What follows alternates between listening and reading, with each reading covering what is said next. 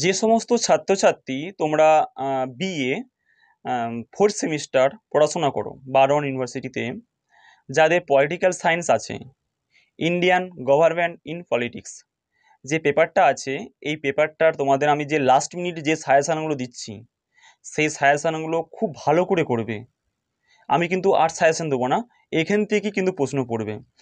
আর তোমাদের আরেকটা জিনিস কী বলো তো, যে তোমাদের 2 নম্বরে কিন্তু প্রচুর প্রশ্ন আছে, হিউজ প্রশ্ন। মানে তোমাদের ম্যাক্সিমাম হলো 700-র উপরে শর্ট প্রশ্ন আছে, আর প্রত্যেকটা প্রশ্নই কিন্তু ইম্পর্টেন্ট প্রশ্ন। সেখান থেকে আমি কিছু বাছাই করা তোমাদের প্রশ্ন আমি রেখেছি, এই প্রশ্নগুলো তোমরা করো। আশা করি 2 নম্বরের সেই প্রশ্নগুলো থেকে দেখবে সব কমন পেয়ে যাবে। আমি চ্যালেঞ্জ নিয়ে বলছি, ঠিক আছে? আমি এতটা চ্যালেঞ্জ নিয়েই বলছি, তোমরা করে যাও, অবশ্যই পেয়ে যাবে। তবে একটা কি দুটো মিস হতে পারে, কিন্তু পড়বেই, এই গ্যারান্টি আমি দিচ্ছি। তাহলে প্রথম আর একটা কথা তোমাদের বলে রাখি, অনেক ছাত্রছাত্রী যাদের টিউশনির অভাবে যারা পড়তে পারে না, যারা টিউশনির অভাবে যারা পড়তে পারছেও না, তাদের ক্ষেত্রে আমি একটা কথা বলে রাখি, তোমরা যদি কেউ অনলাইনে আর্থিকভাবে যদি কেউ যারা আর্থিক অবস্থা খারাপ, তারা যদি ফিফথ সেমিস্টার যদি কেউ পড়তে চাও, মাসিক 150 টাকার বিনিময়ে তোমরা আমার কাছে পড়তে পারো।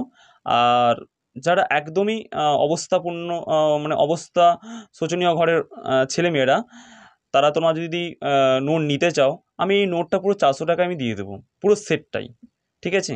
তোমরা হোয়াটসঅ্যাপে কন্ট্যাক্ট করতে পারো। প্রথম প্রশ্ন হচ্ছে ভারতের 10 নম্বরের প্রথম প্রশ্ন, ভারতের প্রথম প্রধানমন্ত্রী কে ছিলেন? দুই এর সাথে ভারতের প্রধানমন্ত্রীর ক্ষমতা ও কার্যাবলী আলোচনা করো। নেক্সট প্রশ্ন 2 নম্বরের, নির্বাচন কমিশনের গঠন কীরূপ? ভারতের নির্বাচন কমিশনের গুরুত্বপূর্ণ কার্যাবলী আলোচনা করো। এই দুটো কিন্তু প্রশ্ন কিন্তু এবছরে কিন্তু খুব ইম্পর্টেন্ট, কেন সামনে যেহেতু ইলেকশান হয়েছে, লোকসভা ইলেকশান, এই প্রশ্নটা খুবই মানে 100% চান্স আছে। আর একটা কী বলতো, নির্বাচন কমিশনে কী কাজগুলো কী করেছে, এই দুটো প্রশ্ন কিন্তু খুব ভালো করে করবে তোমরা, ঠিক আছে? এবারে কি আসি, সংবিধান প্রণয়নে ভারতীয় গণপরিষদের ভূমিকা আলোচনা করো। নেক্সট প্রশ্ন, ভারতের সংবিধান সংশোধনের পদ্ধতিসমূহ আলোচনা করো। এই 4টে প্রশ্ন ভালো করে করবে। একটা শুধুমাত্র এক্সট্রা করে দিলাম, যে ভারতে কেন্দ্র রাজ্যের আইন প্রণয়নগত সম্পর্ক ব্যাখ্যা করো। আইন প্রণয়নগত সম্পর্ক ব্যাখ্যা করো। দেখো, এই সাজেশানটা ভালো করে করবে, তোমরা একটা কেউ ছিল সাপ্লি পাবে না, আমি তোমাদের গ্যারান্টি দিয়ে বলছি। তোমরা প্রত্যেক ছেলেই কিন্তু 40-এর উপরে নাম্বার পাবে এই সাজেশানটা করলে। নেক্সট 5 নম্বরের প্রশ্ন আসি, যে ভারতের দল ব্যবস্থার 4টি বৈশিষ্ট্য উল্লেখ করো। ভারতের 2টি জাতীয় দল ও আঞ্চলিক দলের নাম লেখো। ভারতের 2টি জাতীয় দল আঞ্চলিক দল হচ্ছে, ভারতের জাতীয় দল কি?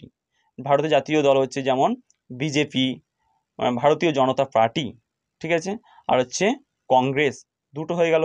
আর আঞ্চলিক দল কি? সিপিএম, তৃণমূল কংগ্রেস, এগুলো হচ্ছে আঞ্চলিক দল। ক্লিয়ার? এবারে আসি, ভারতের সংবিধানে বর্ণিত শাসনতান্ত্রিক প্রতিবিধানের অধিকারের ওপর সংক্ষিপ্ত টিকা লেখো। ঠিক আছে? নেক্সট প্রশ্ন, ভারতের সংবিধানে বর্ণিত রাষ্ট্র পরিচালনার নির্দেশমূলক নীতিগুলি তাৎপর্য সম্পর্কে একটি সংক্ষিপ্ত টিকা লেখো। কি? রাষ্ট্র পরিচালনার নির্দেশমূলক নীতিগুলির ওপর একটি সংক্ষিপ্ত টিকা লেখো। 4 নম্বর প্রশ্ন, ভারতের নির্বাচনী সংস্কারের প্রয়োজনীয়তার উপর টিকা লেখো। মানে ভারতের নির্বাচনী সংস্কার, নির্বাচন যে হবে একটা, যে তার ঠিকঠাক কোনটা ভুল কোনটা ঠিক, সেই বিষয়গুলো কি সংশোধন করা দরকার, কোন কোন বিষয়ে সংশোধন করা দরকার, কোন কোন বিষয়গুলো যোগ করা দরকার, এই বিষয়গুলো এখানে আছে। ঠিক আছে? তারপরে আসি, লোকসভা স্পিকারের গুরুত্বপূর্ণ কার্যাবলীগুলি কি কি? ঠিক আছে, গুরুত্বপূর্ণ কার্যাবলীগুলো কি কি? এর সাথে একটা শর্ট প্রশ্ন আছে, কি? কোন সভায় সরকারের বিরুদ্ধে অনাস্থা প্রস্তাব আনা যায়? ঠিক আছে, কোন সভায়? লোকসভায়। অ্যান্সারটা হলো লোকসভায়। পরের প্রশ্ন হচ্ছে, যে ভারতীয় সংসদের গঠন বর্ণনা করো। সংসদের গঠন হচ্ছে কি? সংসদ হচ্ছে পার্লামেন্ট, আমরা ইংলিশে বলি পার্লামেন্ট, বাংলায় বলি সংসদ। তার সংসদে দুটো কক্ষ, এক হচ্ছে লোকসভা, এক রাজ্যসভা। উচ্চকক্ষের নাম হচ্ছে রাজ্যসভা, নিম্নকক্ষের নাম লোকসভা। এই দুটো কক্ষের একটু সংক্ষিপ্তভাবে একটু আলোচনা করে লিখতে হবে। নেক্সট প্রশ্ন, প্রস্তাবনা কি ভারতীয় সংবিধানের অংশ? ব্যাখ্যা করো। ঠিক আছে। নেক্সট প্রশ্ন, ভারতের সংবিধানের 14 ও 19 নম্বর ধারাটির সংক্ষিপ্ত ব্যাখ্যা করো। এই টোটাল 5 নম্বরে 8টা সাজেশন দিয়েছি। ঠিক আছে, এই প্রশ্নগুলো ভালো করে করবে। এর সাথে একটা এক্সট্রা করে দিলাম, সংক্ষেপে ভারতের রাষ্ট্রপতির 352 নম্বর ধারার জরুরি অবস্থা সংক্রান্ত ক্ষমতাগুলি আলোচনা করো। এই ছিল 5 নম্বরের সাজেশন। এবার যে 2 নম্বরগুলো প্রশ্নগুলো বলছি, তোমরা ভালো করে, আমি আস্তে আস্তে বলছি, তোমরা সেই প্রশ্নগুলো নোট করে নাও। ঠিক আছে, চট জলদি নোট করে নাও। আশা করি দেখবে তোমরা প্রায় ছেলে 45 উপর নামা পাবে যদি এই সাজেশনটা করতে পারো।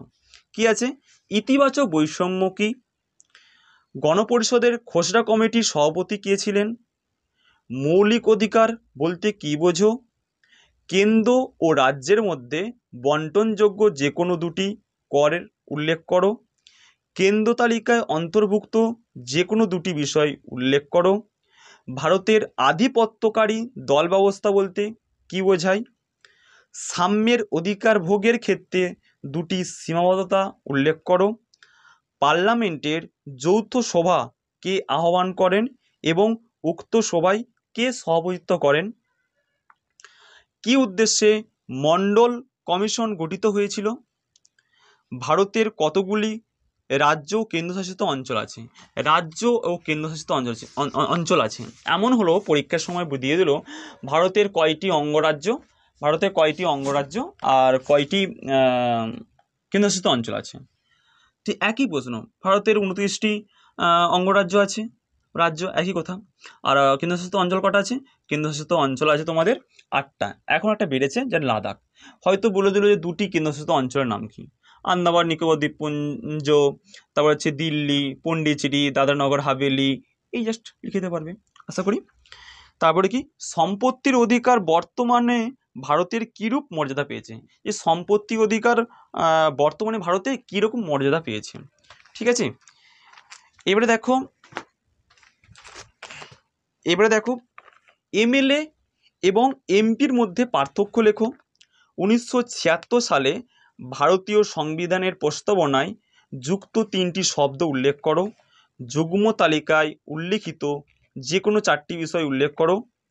ঠিক আছে, অধ্যাদেশ কি, আইনের সমতা বলতে কি বোঝায়, মধ্য অন্তর্বর্তী নির্বাচন বলতে কি বোঝায়, সুপ্রিম কোর্টের পরামর্শদান এলাকা কি, আর আরেকটা জিনিস কি বলতো, এই যে বন্দিপত্রীকরণ, পরমাদেশ, অধিকার পিচ্ছা, উৎপ্রেষণ, প্রতিষেধ, এই যে 5টি লেখ আছে, সুপ্রিম কোর্টে যে লেখ জারি করেছে, এই 5টা কিন্তু করলে কিন্তু তোমরা একটা কিন্তু পাবে। কি বললাম, বন্দিপত্রীকরণ, পরমাদেশ, অধিকার পিচ্ছা, উৎপ্রেষণ, প্রতিষেধ, এই যে 5টা করলে কিন্তু একটা কিন্তু গ্যারান্টি 2 নম্বরে পাবেই।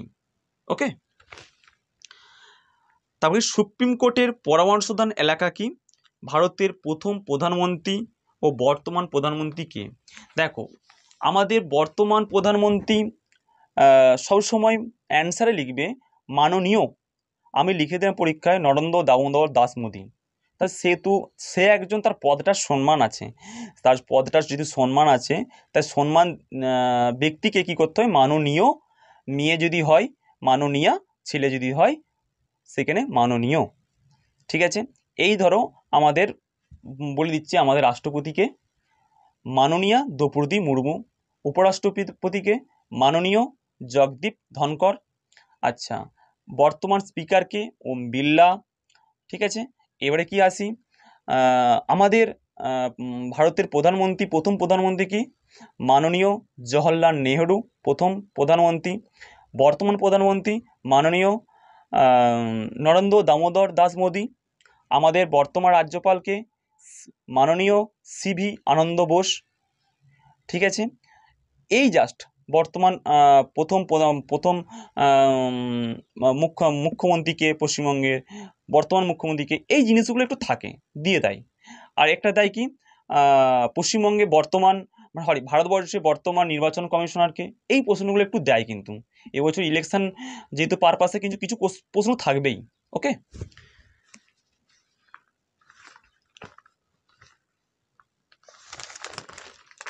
এবারে আসি ভারতীয় সংবিধানের 1 অনুচ্ছেদ অনুসারে আমাদের দেশের নাম কি? তারপরে হচ্ছে ভারতের পার্লামেন্টের গঠনকারী অঙ্গগুলি কি কি? রাজ্যসভা ও লোকসভার মনোনীত সদস্যের সংখ্যা কত? ভারতীয় দল ব্যবস্থা দুটি বৈশিষ্ট্য লেখো। ঠিক আছে, তারপরে করবে তোমরা ভারতীয় সংবিধানে প্রস্তাবনায় উল্লেখিত যে কোনো দুটি নীতি উল্লেখ করো। অর্পিত ক্ষমতা প্রসূত আইন কি?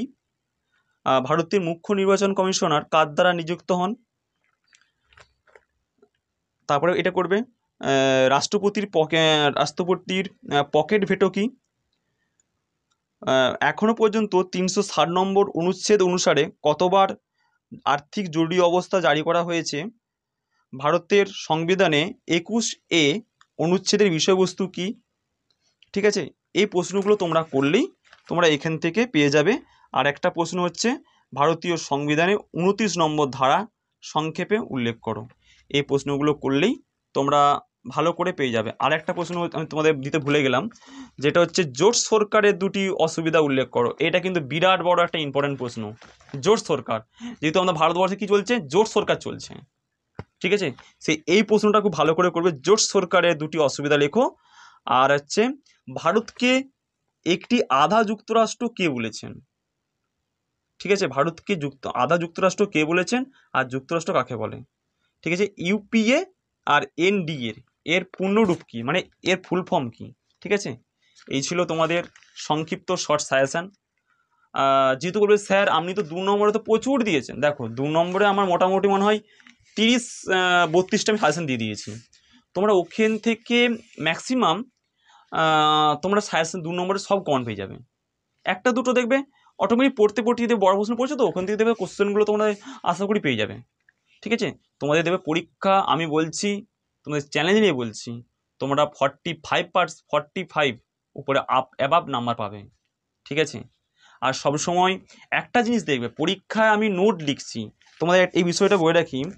একটা টিচার, আমরা যখন খাতা দেখি কলেজে, যে একটা নোটে দেখি যে স্টুডেন্ট কিভাবে লিখেছে, স্টুডেন্ট কিভাবে নোটটাকে প্রেজেন্টেশন করেছে। যখন একটা নোট কোনো স্টুডেন্ট লিখলো, যে একটা নোটটার 4টে পার্ট থাকবে। কি কি পার্ট? প্রথম হচ্ছে ইন্ট্রোডাকশান পার্ট থাকবে, তারপর কি থাকবে, মেন পার্ট থাকবে, তারপর রিমার্কস পার্ট থাকবে, ক্রিটিসাইজ পার্ট থাকবে, ঠিক আছে, তারপর উপসংহার পার্ট থাকবে। এই 4টে বিষয় কিন্তু তোমরা একটু মেনটেন করবে। ঠিক আছে, আর একটা কী বলো তো, যে এই নোটটা যে তুমি লিখেছো, নোটটার পর একটা রেফারেন্স বুক দিবে। রেফারেন্স মানে হচ্ছে যে স্যারকে আমি প্রেজেন্টেশন করছি, যে স্যার আমি কোনো টিচারের কাছে পড়াশোনা করেছি এবং নিজেও কিন্তু এই বইগুলো থেকে আমি প্রিপারেশান নিয়ে কিন্তু এই পরীক্ষা দিয়েছি। রেফারেন্স বুক মানে হচ্ছে, দেখো যেমন রাষ্ট্রবিজ্ঞান সমগ্র, ঠিক আছে, সেখানে আমি একটা নাম লিখলাম দেবব্রত সিংহ। ঠিক আছে, রাষ্ট্রবিজ্ঞান চয়ন নিমাই প্রামাণিক। ঠিক আছে, রাষ্ট্রবিজ্ঞান রূপরেখা অনাদি কুমার মহাপাত্র। এই জাস্ট বইগুলো, এই বইগুলো থেকে কী হবে, একটা টিচার বুঝতে পারবে যে এই স্টুডেন্টটা এতগুলো বই থেকে নোটটা কালেক্ট করে লিখেছে। এইটার মানে এইটাই। তোমাদের একটা গোপন টিপস দিয়ে দিলাম, একটা খাতায় দেখবে সব সময়, অনেকে বলে, অনেকেই স্যার বা অনেক টিচার বলে থাকে, আমি কারো কোনো বিষয়ে সমালোচনা করি না, করতেও চাই না। আমার ব্যক্তিগত মতামত থেকে বলি, তোমরা উডেন দিয়ে মার্জিন টানবে, বা কিভাবে একটা খাতা লিখলে বেশি নাম্বার পাওয়া যায়, তোমাদের আমি ডেসক্রিপশান বক্সে লিঙ্ক দিয়ে দেবো। আমার একটা ভিডিও করা আছে, তোমাদের ডেসক্রিপশান বক্সে লিঙ্কটা দিয়ে দেবো, তোমরা দেখে নিও। ঠিক আছে, প্রথম হচ্ছে পিটিও লিখবে। পিটিওটা মানে হচ্ছে প্লিজ টার্ন ওভার। প্রতিটা পেজে পেজে লেখার দরকার নাই। ঠিক আছে, প্রতিটা পেজে পেজে লেখার দরকার না। এই একটা পেজ, এই পেজটা আমি প্রথম হচ্ছে এই পেজটা আমি লিখছি। এই পেজটা যখন আমার এইটা খাতা, ধরো দেখো এইটা আমার খাতা, আমি এখান থেকে লিখতে শুরু করেছি, আমি এখানে পিটিও লিখবো না, এই কনে কনে শুধুমাত্র পিটিও লিখবো। ঠিক আছে, আবার পাতাটা উল্টালাম, আবার এখানে লিখলাম, আবার এখানে পিটিও লিখলাম। পিটিও মানে হচ্ছে প্লিজ টার্ন ওভার, মানে একটা টিচারকে আমি মানে জানাচ্ছি স্যার দয়া করে পাতাটা উল্টান, মানে স্যারকে মোটিভেশন করছি।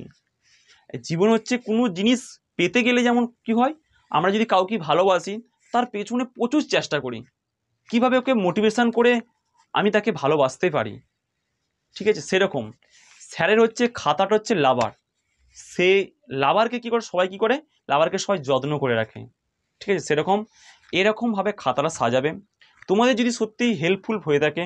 আর সবসময় একটা জিনিস মনে রাখবে, পরীক্ষায় ভালো স্টুডেন্ট যারা হয় সবসময় এইটা কি করে বলতো, প্রথম 10 নম্বর প্রশ্ন, এমনটা নয় টিচার কোনো জায়গায় লিখে নেয় যে প্রথম 2 নম্বর প্রশ্ন করতে হবে, তারপরে 5 নম্বর, তারপর 10 নম্বর।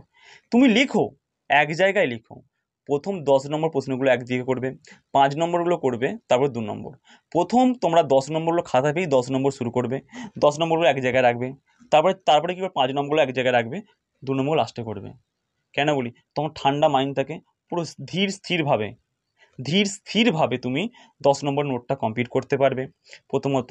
দ্বিতীয়ত 5 নম্বরগুলো কমপ্লিট করতে পারবে। শেষ দিকে সবাই তোমাকে টানাহিচড়া করবে, এই প্রশ্নটা বলে দে, এই প্রশ্নটার অ্যান্সার বলে দে, তখন কি 2 নম্বরের অ্যান্সারও করতে পারবে, ঠিক আছে? আর প্রথম থেকে 2 নম্বরগুলো করতে একটু ভেবে ভেবে করতে গেলে না, প্রথম 10 নম্বর একটু ভুলে যাবে।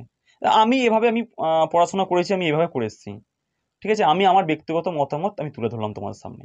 এবার তোমরা কতটা কি নিতে পারবে বা তোমাদের কতটা হেল্পফুল হবে সেটা তোমরা চিন্তা ভাবনা করে করো। এখন থেকে তোমরা ভালো করে পড়াশোনায় মন দাও, মন দিয়ে পড়াশোনা করো, ঠিক আছে? খাতা যেন পরিষ্কার পরিচ্ছন্ন, কাটাকুটি একদম করবে না। কাটতে হলে একটা লাইনে কাটো, বেজকি বেজকি বেজকি বেজকি কাটবে না, একটা লাইনে কাটবে। যেইটা লিখবে নিজের ভাষায় লিখো। তোমরা যখন উচ্চ মাধ্যমিকে পড়াশোনা করেছো, যাহা জানো লেখো, তুমি কি জানো যাহা জানো লেখো। এখন কলেজে পড়ছো মানে তোমরা কোন বিষয়টা তোমাদেরকে টিচার পড়িয়ে দিবে, এই বিষয়টার উপর টপিকটার উপর পড়িয়ে দিল, সেইটা সময় তুমি কি বুঝেছো সেই সম্বন্ধে লেখো। ক্লিয়ার?